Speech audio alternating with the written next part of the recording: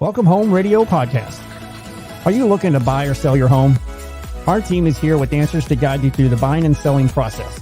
We encourage you to ask questions. Please comment on this show or visit us at welcomehomeradio.net for more information. Bringing real estate, lending, and education together in one place, and to help you make the right home decision for you and your family.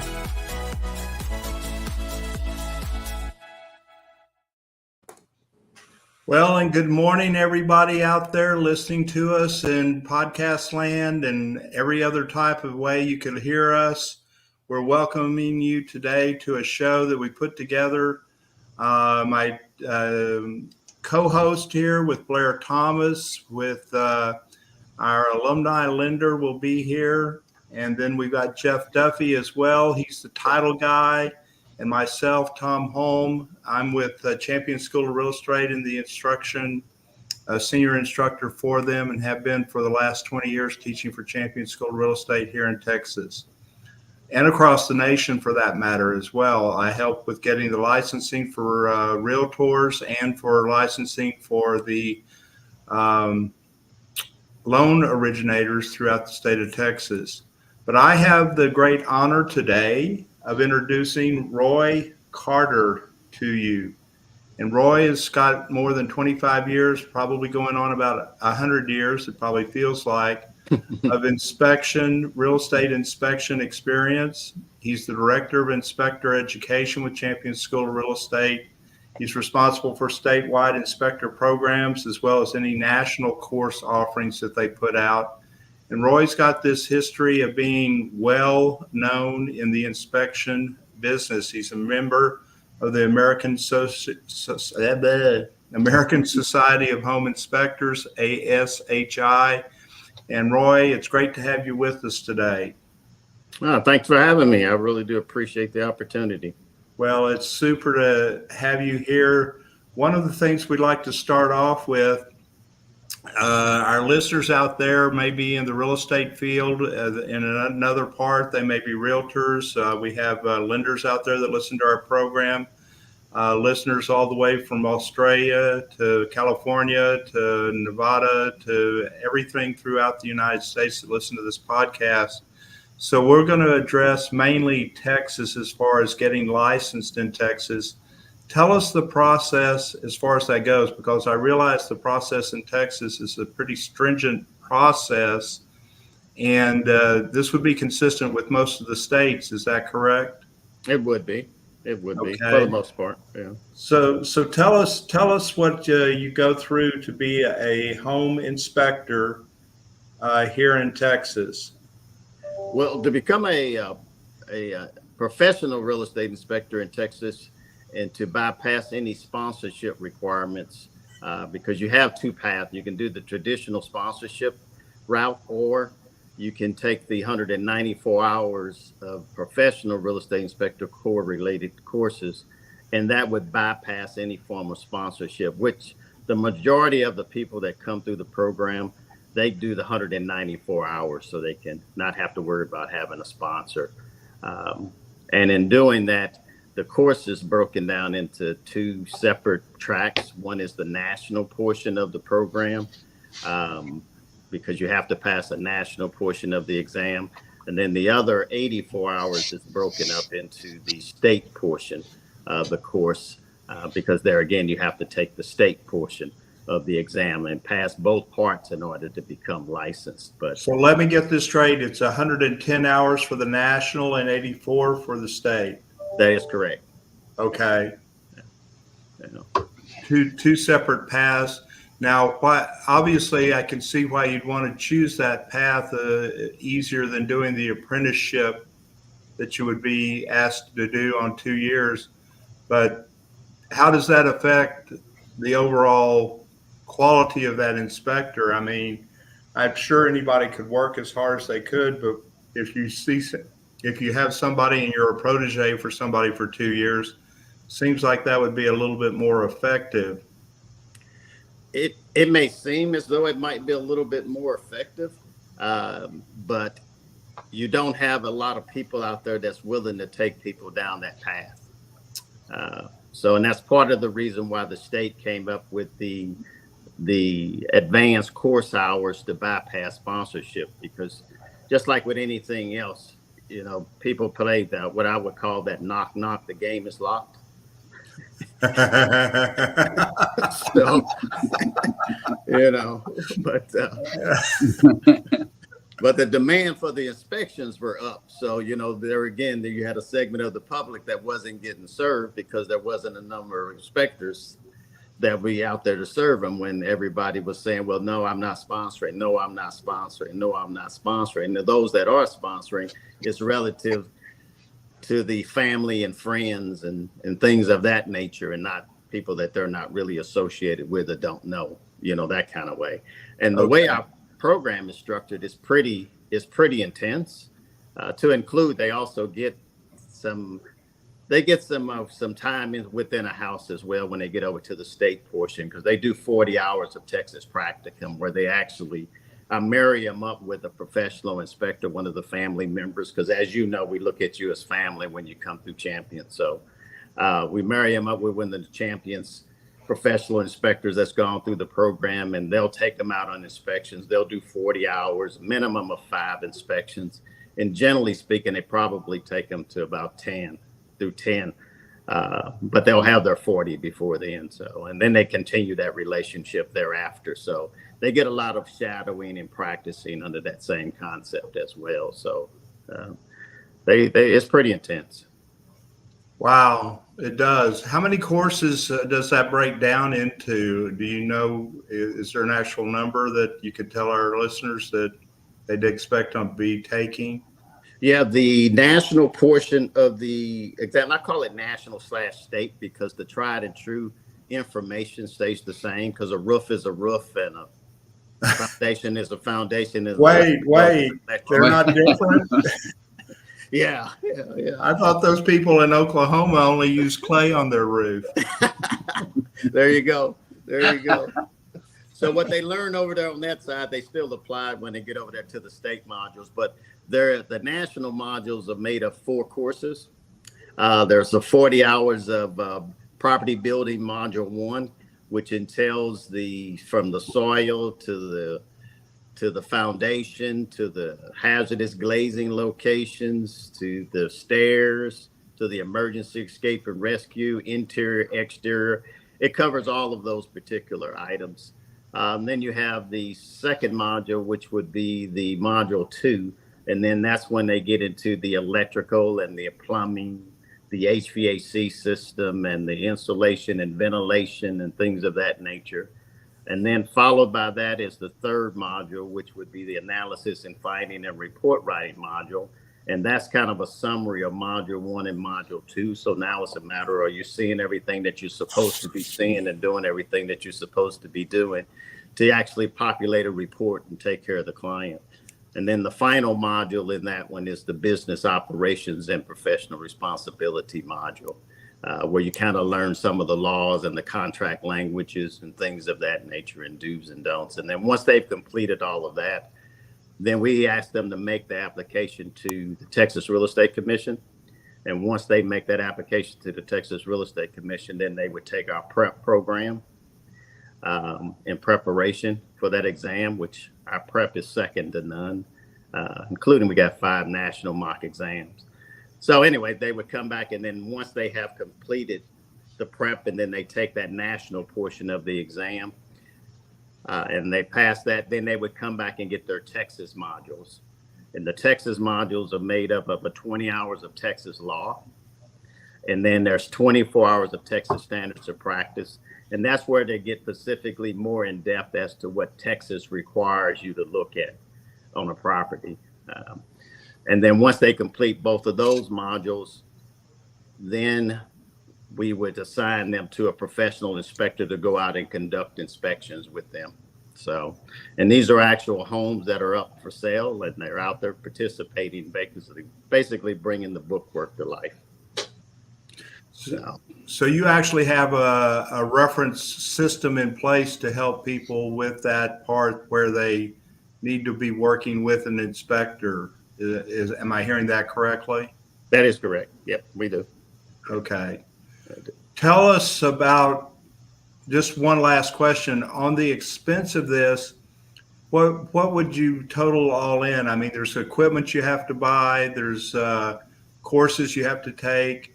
Rough figure. Let's let the listeners know what they would look for.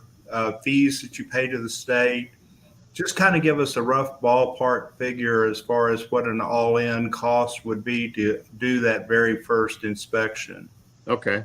Well, I'll break it down in several different parts, but the education for the 194 hours is $29.99. Okay. And you could pay for that by the national, you could pay half of that, and then you could pay the state part when you're ready to do the state part.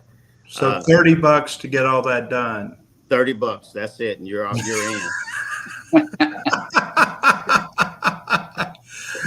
Okay, there's a little facetiousness there for our listeners, just so you know. And if you call by 10, we'll waive a payment.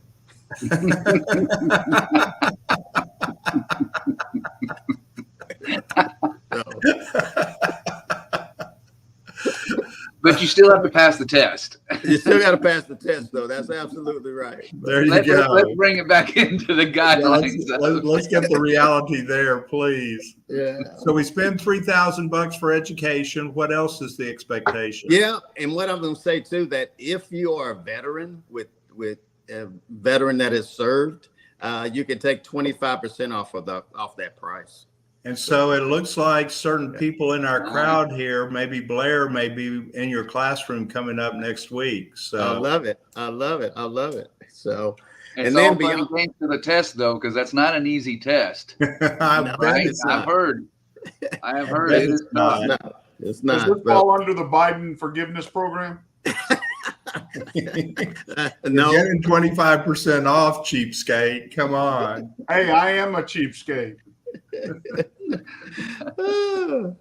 And then after that, the application is $120, and then you have fingerprinting, which is $38.25. So that's about another $150, give or take. I can't do it. Yeah. And then after that, you'd have, depending on what you have equipment wise, most people are probably about $350 to $550. Depending on, like I said, there's some specialty items that we use, infrared thermometers and gas leak detectors. So most people have what we use on a day-to-day basis, screwdrivers and pliers and flashes, stuff like that. So it'll be the specialty stuff that they may need. And then they'll need $100,000 per occurrence E&O / professional liability policy. And then that will run them about $875 to $925 for the year. So, okay, I'll stay right where I'm at. So you're about $5,000. There you go. That's kind of what I'd want to know if I was going to get it. And you're basically buying a business. You're becoming self-employed. Tell us those first steps as an inspector. What would be the way to build business? What is the recommendation there for me to start getting, business through the door? All right. Well, we give them a complete marketing plan to include a month-to-month. And I used to tell them that if you follow our marketing plan in the first 30 days, you start to see fruits of your labor in the next 30 days. But then the Texas market got really, really, really, really hot. Really hot. And so what we're seeing now, if you follow our marketing plan in the first 2 weeks, then our folks are seeing fruits of their labor in the third week, and then the fourth week, and then it continues to grow from there. And what I tell them is that in part of it, we give them something that's called a first thing first. When you first get your license, then you got to go get your super key or your E key so you can get in and things of that nature. And then begin to go out and start shaking hands and making friends. And I tell them that you're sitting in one of the premier real estate schools in the country. You just got to come in and tell the family that you're here, and the family will give you an opportunity. You just got to go do quality inspections after that, and then it continues to grow from there. And then outside of coming into speaking to some of the classes at Champions, then I tell them to go where the masses meet. You go to a Women's Council of Realtors meeting and shake some hands and make some friends. You look at the board because you've already joined the board, and then you look at the various committees and see which ones really prompt your interest. I say you don't join something just because you want business. You join it because you actually care about it. And then you look at the board functions, and then you start going to the board functions because they're always raising money for some type of charitable event. And so I said, by doing that, you actually are introducing yourself to realtors from various offices, as well as title and mortgage real estate attorneys, because you're going out to the masses versus going to office by office by office. And I say, and ultimately what you're trying to do is establish that relationship so that when anybody says, have you heard of, somebody will say, yeah, they're participating. They're giving back to the community. Because even with those things on the board, if they're giving, trying to raise money for a family or whatever the case might be, I say, you don't have to give money. You can just go give your time and just be a part of it, because that's how those relationships get built, right? First, I know you. Then I like you, then I trust you, now I can begin to use you. So, and people out there, again, that are contemplating this, is there any particular kind of makeup as far as the type of person? I mean, I know you're pretty gregarious. I know you have a lovely wife that makes sure that you're out there working every day. Love Cindy very much. Thank goodness she's got the whip. I'll pass that on. Making you go forward. Thank goodness for that.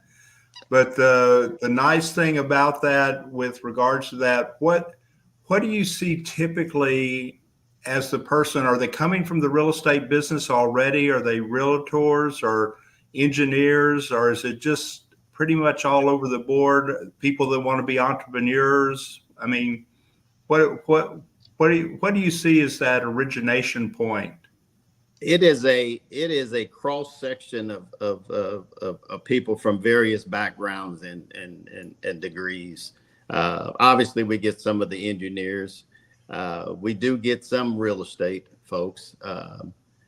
We get some appraisers.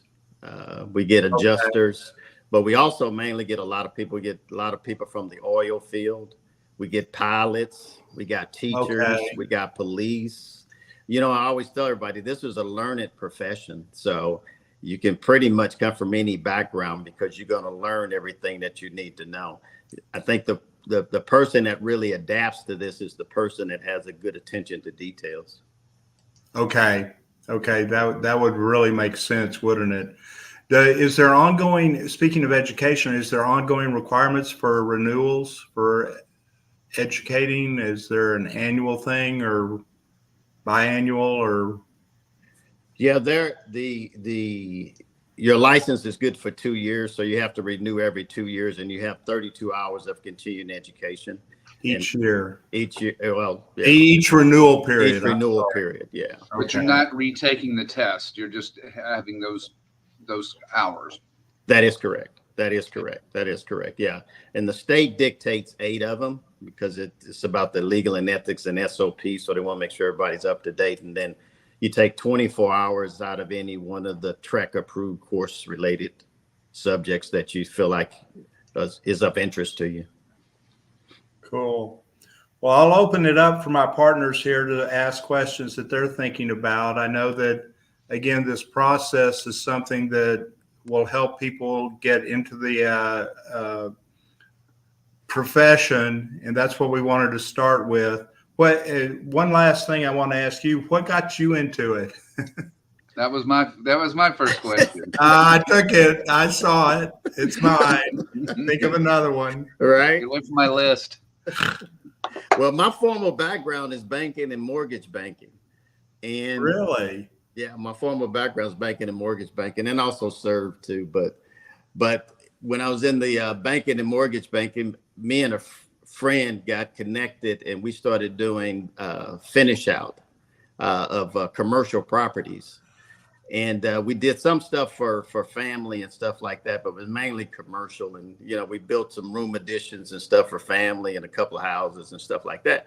But I worked for the bank. He ran the crews, but part of my thing with the bank is that I got up to the point to where I would go out with the new construction folks or the rehab lending departments, and then I would go out and walk houses when I was bored.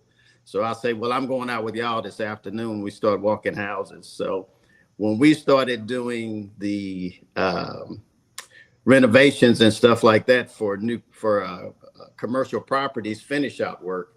Then once I got off from the bank, I would go and walk whatever work they've done that day. Oh, wow. And so then I would write up the punch list and send it to him and say, this is what needs to be taken care of the next day, or we'll talk that evening, obviously. And so I was in the military. And that was a precursor to the builder getting their draw. Is that correct? Right? Yeah, okay. Draws and stuff like that, and just getting paid for the whole project. Okay. So, yeah, you got it. And so I was also in the National Guard, and at one point was about to get ready to, all my equipment got shipped to Desert Storm and stuff like that. And so I said, well, I had a pretty good relationship as far as the bank and stuff like that is concerned. And then we had a pretty good business building then. And I said, well, you know what? If anything should ever happen that I actually get sent off, that whole business with the finish out and stuff is pretty much done, for the most part. I mean, he could carry it, So then I started looking and I said, well, wait a minute. The state is about to start licensing. And I said, so they're fin to level the playing field. I said, so I'm going to get into doing the inspection. So now you just get in and tell people what's wrong and then you get out the way. Right. You don't have to worry about change orders. You don't have to worry about all of those different things that happen when you're doing finish out work or, building somebody's house or rehabbing or whatever the case might be. So then that would also free me up that if anything were to happen militarily, then I would still be able to have a practice and then have people just cover the inspections and stuff like that, but not have a major project going with finishing out, buildings and stuff like that, because those are pretty stout. So then I said, okay. And they did that. And then I got trained by the gentleman that wrote the first inspector book and had the first inspection school in the state of Texas, Mr. Russell Burgess. So, and wow. Him and his crew was my mentors over the years. So that's probably a pretty good mentor. Yeah. And they have a pretty good practice, multi-inspector practice in the Dallas area. So that his grandsons and nephews still run it, and they hire plenty of our champions inspector grads. So way cool. Excellent. Well, that's what I wanted to handle here at first was this process. What you got, Mr. Duffy? I was curious when you mentioned many coming out of college and getting.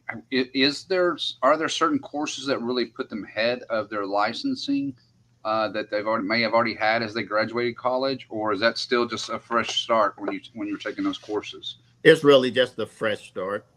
It's really a fresh start. I think what tends to happen is a lot of people. And we get people that coming out of high school too that just gravitate to it. I think their family or friends see them and say, well, you know what, have you ever looked at this? Because I always say the inspection business is one of those little known professions where you can make a pretty good living and nobody knows what you do. Right? Even the neighbor, only thing the neighbor knows is that you come and you go.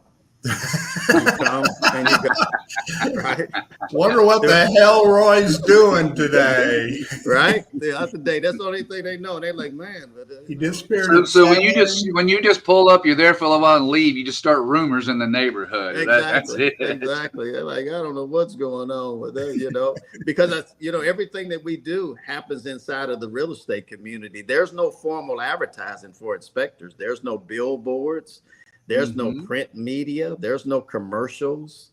There's none of that, So people either had an inspection done and they wrote the check, or somebody in their family said, or a friend said, hey, have you ever looked at this? This fits with your particular skill set and how you think and how you carry yourself, and the attention that you have to the details. And so then they do their due diligence and say, oh yeah, I think I can really do this.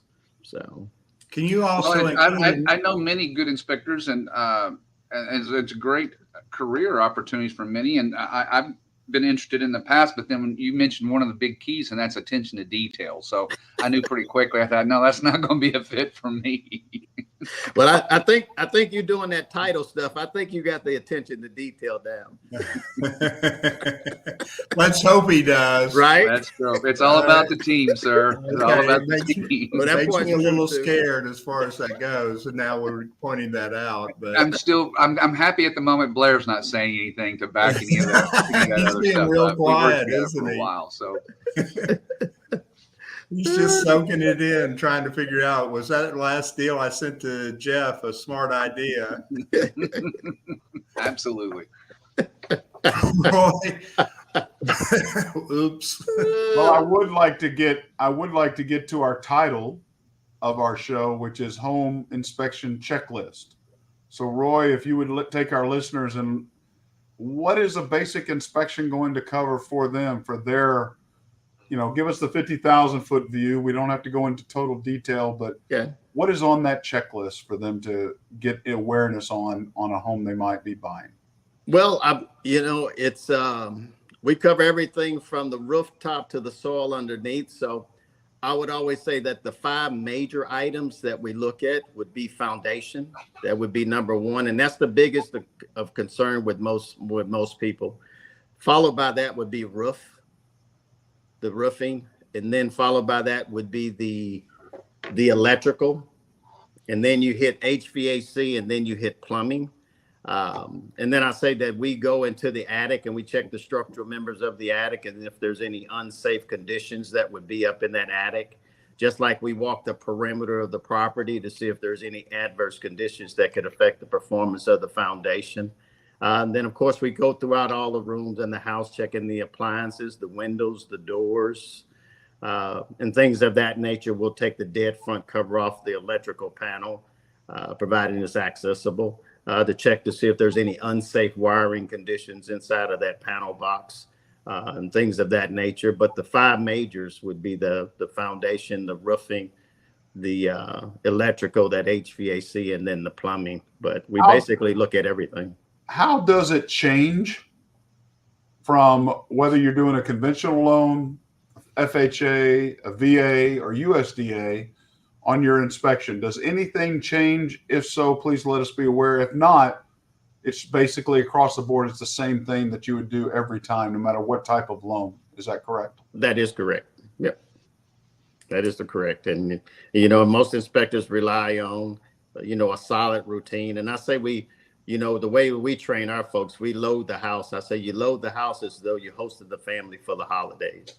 And everything in that house should be able to take all loads imposed, so water's running, all the electrical's on, everything's going, and then you rely on that solid routine so that you can document whatever's not performing as intended in the report form, which is the product that we produce.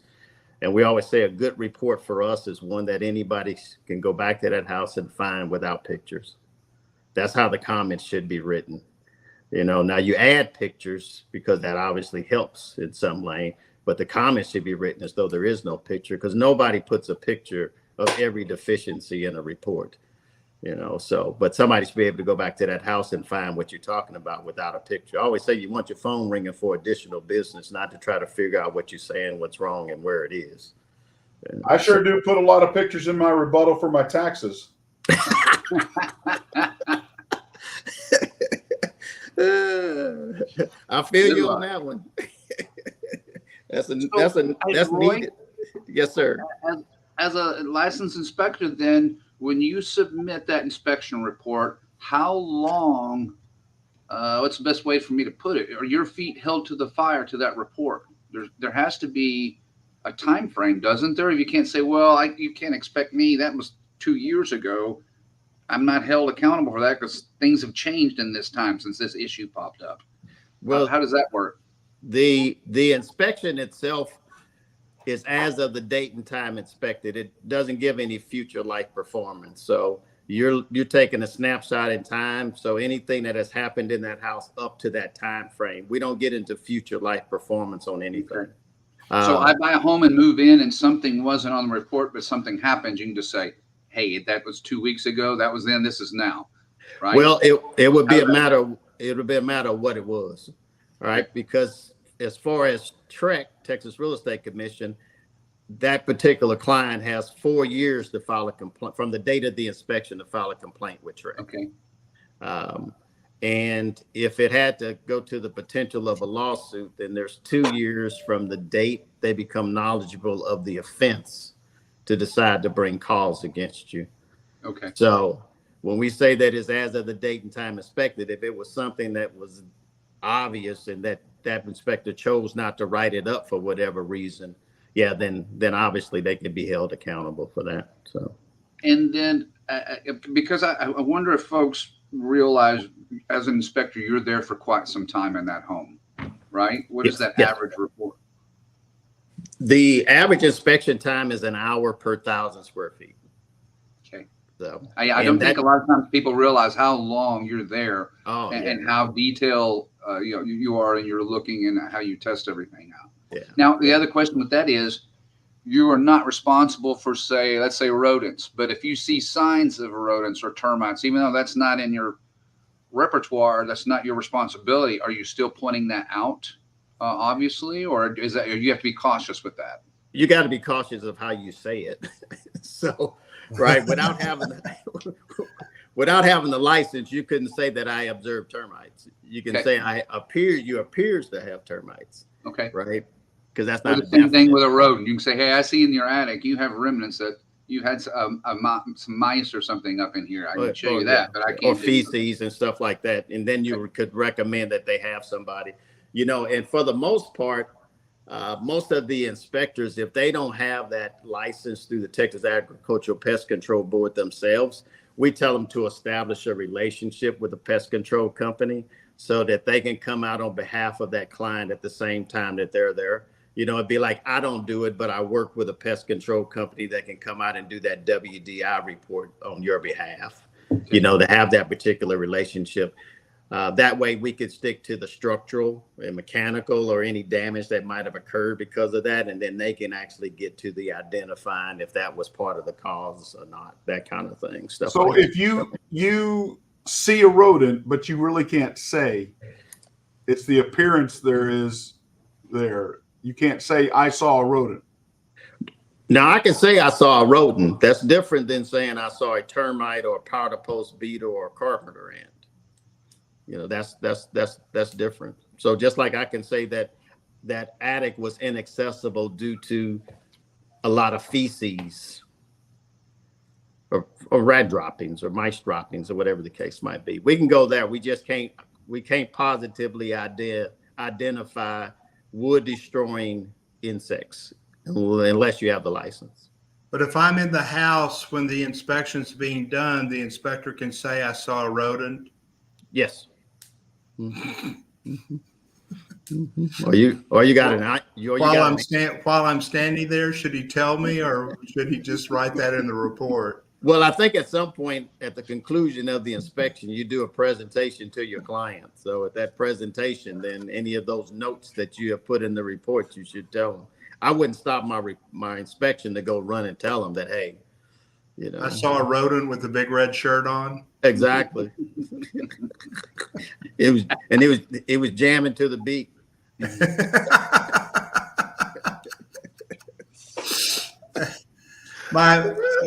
One of the last questions on my checklist here, stuff that I was going to ask about, if you find a bad foundation, you just tell them, hey, you got a bad foundation? Well, we would have to go through to get to a bad foundation. You would have to document all the symptoms and signs that led you to that conclusion. So, in other words, do you do that thing like they measure when they come in your house and you got movement, the device that they put that measures you got 1.5 inch variance from the kitchen down to the northeast corner of the house or whatever? Is that? We're not required to use any specialized tools.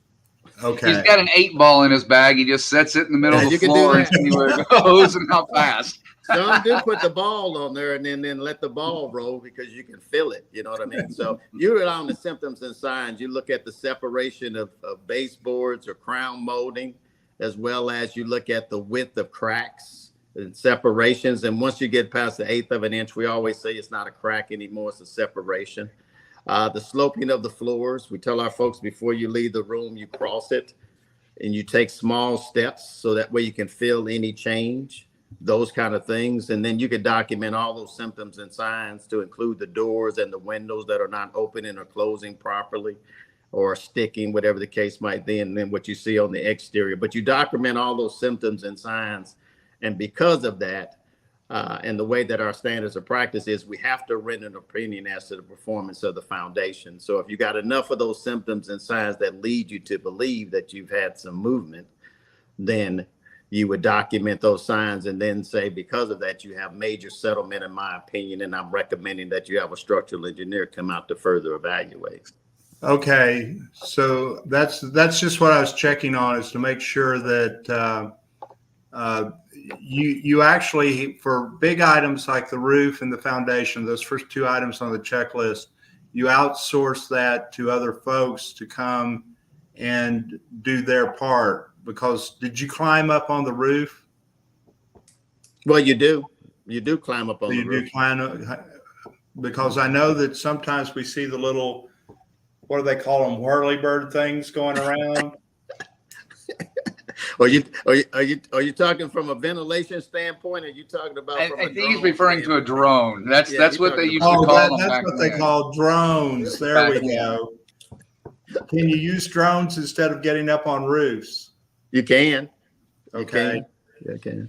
That's additional training, though, and that type of thing. Well, you have to be licensed. That's an FAA license that you have to get, Part 107. It's an FAA license. Correct. Yeah, you got to be licensed to put a drone up for commercial purposes. Okay.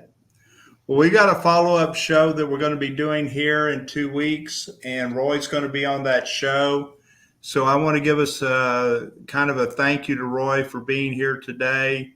And we'll show you that follow-up show so you guys can get in line with it. The actual, and I'm looking for the name of it so I can just tell you what it's called, is who and what does the inspector do for you? In other words, what the end result is with this inspection, what will your reactions and that type of deal. But Blair and I will be returning for that. I think Jeff's going to be there. So let's take this time to thank everybody. I'm Tom Holm with Champion School of Real Estate. I'm Jeff. I'm Blair Thomas with Cardinal Financial. All right. And I'm Roy. Go ahead, Jeff. Jeff's here. Jeff kind of went out of order. Now it's kind of weird because I'm doing this. Roy, will you tell us one more time for the folks out there listening how they can get hold of you before we sign off today? Yeah, I'm Roy Quarter, Director of Inspector Education with Champion School of Real Estate, and you can pretty much reach me at any of the Champion's office. You just call and they'll know how to reach me. But if you wanted to call me personally, you feel free. You can call my cell phone, 214-228-4468, 214-228-4468. So I'm available to help you in any way I can. So lead you in the right direction concerning inspection. So we got a lot of inspector family that's out there. So. Well, thank you so much. And we will see you in a couple of weeks. So goodbye for today. Take care. All right. Welcome Home Radio production provided by Lunatic Digital. Check the listing of this podcast for the links to our sponsors. And don't forget to like, share, and follow us on social media. Visit welcomehomeradio.net for more information.